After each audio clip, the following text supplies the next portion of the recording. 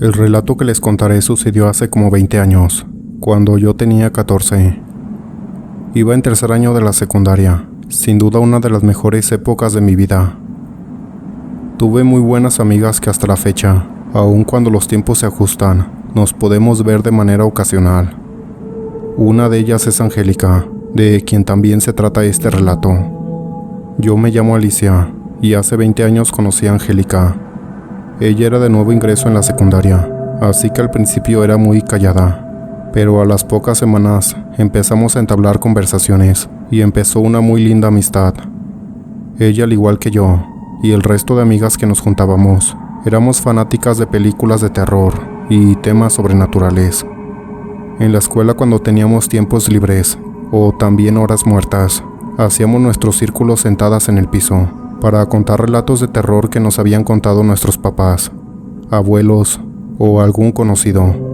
Relatos que nos helaban la sangre y erizaban los cabellos, pero que al final del día se olvidaban con el tema de biología o matemáticas de la siguiente clase. Pero hubo una vez que creo que sí hicimos algo indebido. Nuestra escuela era privada, fundada por madres pasionistas. Aunque los maestros no necesariamente eran monjas, las directoras y subdirectoras sí, así que teníamos una disciplina católica rigurosa. Diario entrábamos a las 7 a.m. y lo primero era escuchar una breve misa impartida por alguna de las madres en la pequeña capilla de la escuela, y mes a mes hacemos algún tipo de actividad según su calendario católico: voluntariados, misioneros, retiros espirituales, etc. Mis amigas y yo siempre fuimos muy respetuosas de eso, aunque algunas menos creyentes que otras. En lo particular, mi familia siempre me inculcó la religión católica, pero para ser sinceros, nunca fui una devota de esto, aunque cuando era necesario asistía a todos los eventos de la escuela relacionados a eso. Me acuerdo que un viernes, que era en los días en que normalmente los usaban para los retiros, misiones o ese tipo de cosas, mis amigas y yo nos pusimos de acuerdo para no anotarnos en la lista y quedarnos ese día en la escuela, mientras los otros compañeros, que sí se habían anotado, se los llevaban a diferentes casas hogar, asilos y lugares así. No sabría decir exactamente cuántos éramos, al menos en la sección de secundaria. Podría decirse que éramos unos 150 en total. Era una escuela pequeña, y de esos 150 al menos 120 se fueron a las actividades del viernes, de tal manera que 30 jóvenes nos quedamos en la escuela. Como era normal, los maestros preferían dar las clases libres por la escasez de los alumnos, así que teníamos todo el día para contar historias de terror, mis amigas y yo. Así lo hicimos y las horas pasaban y pasaban, pero hubo un momento que eso ya no era suficiente. Angélica nos contó que su primo jugaba a la ouija con sus amigos. Dibujaban en el piso con gis las partes básicas del tablero, como los números, letras, sí, no y adiós. Ella dijo que si lo hacíamos en un cuaderno, iba a funcionar igual. La idea en un inicio pareció muy emocionante y estábamos todas dispuestas a hacerlo. Pero ya cuando lo habíamos dibujado en el cuaderno, nos empezó a dar un poco de miedo, siquiera intentarlo. Lo mejor que se nos ocurrió para sentir un poco más de seguridad era ir a la capilla, que iba a estar vacía, y ahí jugar. Nada malo podría pasar en la capilla. Y ya estando ahí, rodeada de bancas, Biblias, flores y figuras de santos, empezamos a jugar. Inexpertas en eso, seguramente hicimos todo mal. Cada una, por turnos, íbamos preguntando cosas al cuaderno, que actuaba como una ouija. Y con nuestros dedos índices y pulgar de ambas manos, cada una hacíamos la forma de un triángulo, para que las energías nos llevaran a la respuesta. Transcurrida una ronda de preguntas, pensamos que no iba a funcionar. Cuando una de las chicas quiso hacer otra pregunta, Monse se llamaba, cerró los ojos, hizo el triángulo en sus manos y preguntó: ¿cómo es que voy a partir de este mundo? Se quedó inmóvil como 30 segundos. Parecía que no respiraba, de tan inmóvil que estaba. pero de repente salió disparada hacia atrás, como si alguien la hubiera aventado con una enorme fuerza. Gritó muy fuerte y nos levantamos a ayudarla. Todas estábamos muy asustadas. El grito fue tan fuerte que 2 maestros llegaron corriendo a la capilla a ver qué sucedía. Tuvimos que mentir, diciendo que solo estábamos ahí platicando y que Monse se desmayó. Pero uno de los profesores vio aquel cuaderno que estaba en el piso y lo llevó con la madre directora. Al final todo terminó en un regaño nada más y con una frase que a la fecha recuerdo que nos dijo la madre: no jueguen con lo que no conocen, respeten todo lo que ven y lo que no ven. Éramos 5 chicas: Monse, Sandra, Fátima, Angélica y yo. Después de esa experiencia, nos daba mucho miedo entrar a la capilla. Ya ni siquiera contábamos nuestras historias de miedo, del impacto que nos generó aquel suceso. Pasadas unas semanas, el miedo se iba olvidando poco a poco. Todo volvía a la normalidad. Angélica nos invitó a su casa una tarde de viernes. Saliendo de la secundaria, el plan era irnos allá. Ella gozaba de una muy buena posición económica y vivía en una zona muy bonita, y a todos nos gustaba ir a su casa. Las otras chicas dijeron que sí irían, pero no podían ir saliendo de la escuela. Ellas llegarían más tarde. Yo fui la única que me fui con Angélica a su casa, al salir de la escuela. Cuando llegamos no había nadie. Me dijo que sus papás no estarían, porque se fueron de viaje. Solo estaría su hermanito. Llegando a la casa el silencio era abrumador. No se escuchaba nada, más que el pasar de los carros a la lejanía, algún pajarito ocasionalmente, y obviamente el ruido que nosotras hacíamos. Me dijo que ella se iba a bañar y a cambiar, para que después fuéramos por comida. Mientras, decidí prender la tele de la sala y sentarme ahí. Recuerdo que sus muebles eran ya algo viejos, pero muy bonitos. La escalera que subía a la entrada, a la planta alta, era de madera, y por alguna extraña razón, rechinaba mucho. Al igual que todo el suelo del pasillo, desde la puerta de la entrada hasta la cocina que estaba enseguida, era piso de duela y muy rechinante. Todo lo demás era de mosaico, como en la sala donde me senté a ver la TV. Escuché cómo mi amiga cerró la puerta del baño, y el silencio era lo suficientemente como para dejar escuchar, tenue, pero claramente, el caer del agua de la regadera. Su voz retonaba alguna canción del momento y el sonido de la televisión. Estaba cambiando de canal, buscando algo interesante. Recuerdo que puse MTV por los videos musicales.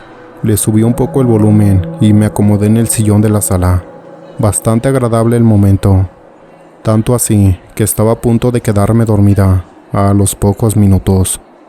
Pero ese momento de relajación se vio interrumpido cuando la televisión se cambió de repente al canal de noticias y luego se quedó en una imagen sin señal, llena de ruido de estática, de aquellas viejas televisiones, y se subió el volumen muy alto.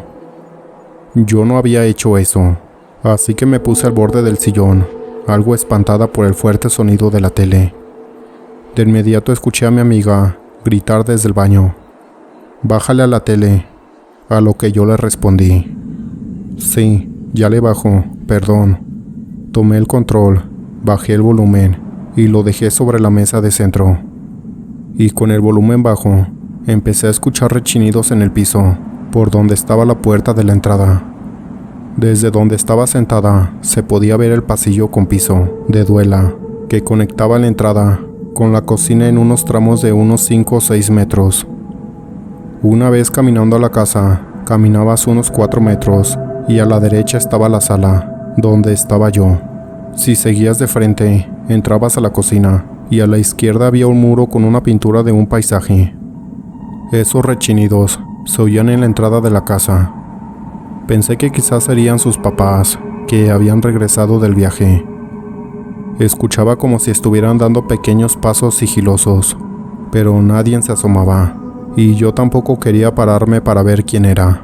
Si bien era algo extraño, no le di la gran importancia así que seguí viendo la tele.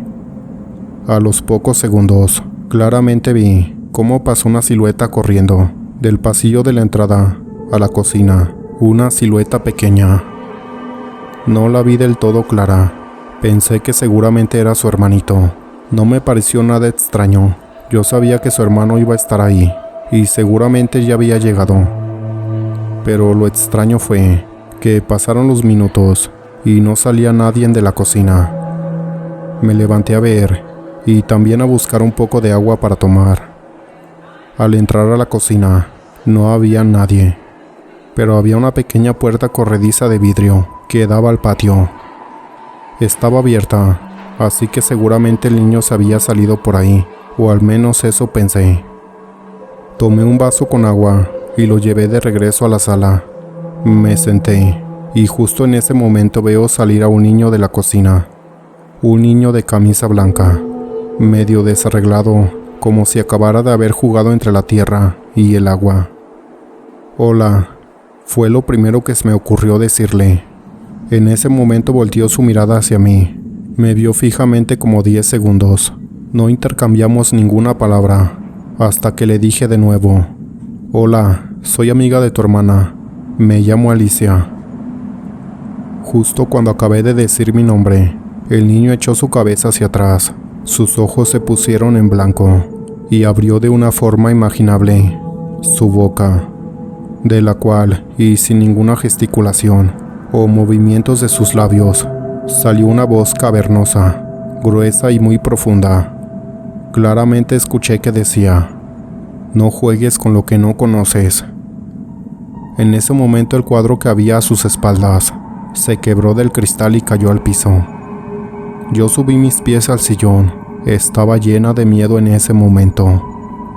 El niño dio un grito y subió corriendo por las escaleras, haciéndola rechinar como si varias personas subieran a la vez. En ese momento también grité de miedo. Le grité a mi amiga Angélica, que justo en ese momento ya iba bajando de las mismas escaleras. Me preguntó que qué había pasado, que si estaba bien. Le platiqué que su hermano había entrado y había hecho cosas muy raras, y que tiró ese cuadro y se subió corriendo. Pero yo ya estaba llorando de lo asustada que estaba. Ella me miró muy extrañada y me dijo: «Mi hermano aún no llega. Sigue en sus clases de natación. Aquí solo estamos tú y yo. De hecho, debemos pasar por él ahorita, que vayamos por la comida». Eso me terminó de helar la sangre. No concebía lo que estaba diciendo porque yo lo vi claramente. Ella seguía incrédula y me dijo que allá arriba solo estaba ella y que si quería podíamos subir para que yo misma viera que estábamos solas. Subimos y en efecto no había nadie. Después me dijo: «No te preocupes por el cuadro, siempre se caen en esta casa». El timbre sonó en ese momento. Eran las otras chicas que ya habían llegado. Juntas las 5, me sentía más segura y les conté lo que había pasado en ese momento.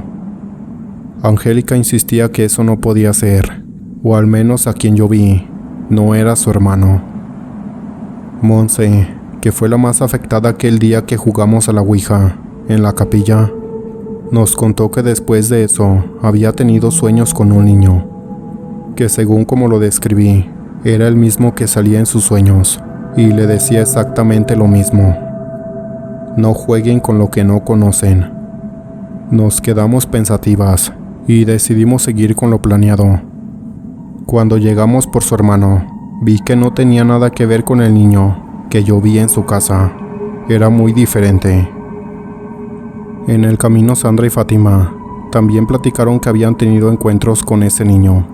Sandra en sus sueños al igual que Monse, pero Fátima dice que lo vio en la escuela, mientras estaba en el baño, igual que yo.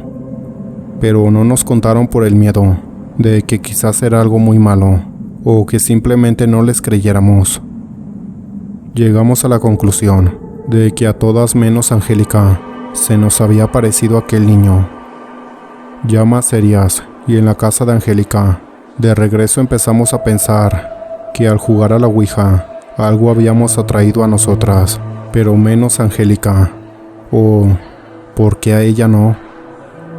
Sandra nos platicó que una de sus tías sabía de tarot y leía las cartas y hacía cosas de magia, tanto blancas como negra. Y el lugar donde trabajaba no estaba tan lejos de ahí. Era en un centro comercial, en un local donde venden cosas de esoterismo y artículos del estilo. Pensamos que sería buena idea ir, al menos para saber qué era lo que estaba pasando con nosotras, y si Angélica no estaba pasando por eso, pues también cómo evitarlo o prevenirlo. Al llegar ahí, nos recibió la señora, y Sandra le contó lo que pasaba. La señora tiró el tarot, y según ella las cartas decían que sí atrajimos algo malo de la oscuridad, que empezó con nosotras 4, primero para que tomara fuerzas de nuestros miedos, para que creyéramos en él, pero que su objetivo real era Angélica. No sabía exactamente para qué, pero seguramente nada bueno. La señora nos dijo que para alejar ese espíritu de oscuridad debíamos cerrar el portal por donde salió exactamente, igual como lo abrimos. Es decir, deberíamos regresar a la capilla de la escuela y hacer exactamente lo mismo que hicimos aquella primera vez. De no ser así, las manifestaciones se iban a intensificar hasta llegar a Angélica. Nosotros no queríamos hacerlo de nuevo, ya teníamos mucho miedo, pero creo que era necesario. Así que haciendo la misma planeación de la primera vez, no nos apuntamos en la lista y nos quedamos ese viernes. La capilla siempre estaba abierta, así que no había problema por eso. Fuimos cuidadosamente ahí y de la misma manera como empezamos aquel día, también lo hicimos ahora. Las 5 formamos un círculo alrededor del cuaderno. Nos disculpamos con quien hayamos ofendido y pedimos que nos dejen en paz. Sandra llevó una vela sagrada que le había dado su tía a manera de ofrenda y la prendimos ahí. La dejamos al lado de un altar. Sentimos un viento fuerte en el interior de la capilla que apagó todas las velas, menos la nuestra. La llama de nuestra vela se intensificó y creció de manera inexplicable por unos segundos. Sentimos el abrasante calor justo frente a nuestras caras y pensamos que eso era una señal de aceptación. Así que después de eso salimos, espantadas y consternadas de lo que había pasado. Pensamos que ese era el final y que tal vez funcionó. Los sueños con aquel niño fantasma se fueron, al igual que las apariciones. Las 5 seguimos juntas todo el ciclo escolar. El mal rato había quedado solo en la memoria. El miedo se iba desvaneciendo poco a poco y todo empezó de nuevo. Contando nuevamente historias de miedo, viendo películas de terror y evitándonos meter en cosas que no conocemos. Al terminar la secundaria, tuvimos que tomar caminos por separado, en diferentes preparatorias o incluso ciudades, pero no perdimos el contacto a pesar de todo. Por muchos años funcionó ese ritual, hasta hace poco. Angélica me llamó por teléfono, contándome que hace unos días había soñado con aquel niño, pero ahora le decía, la hora ha llegado. Se me congeló la sangre de inmediato y programamos una reunión para vernos y platicar a detalle de eso.